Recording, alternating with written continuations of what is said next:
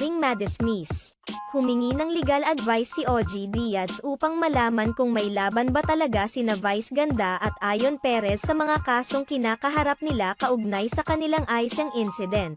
Matatandaan na dahil sa ipinakita ng dalawa sa isang episode ng It's Showtime, maaaring masuspinde ang show at may kinakaharap pa silang kaso dahil rito. Kamakailan lamang ay naiulat na tuluyang sinampahan ng kaso sina Vice Ganda at Ayon Perez ng KSMBP dahil sa kanilang immoral na gawin na ipinapakita nila sa telebisyon. Kaya naman, nais malaman ni OG Diaz kung talagang may legal basis ba ang KSMBP na magsampa ng kaso laban sa kina Vice Ganda at Ayon Perez.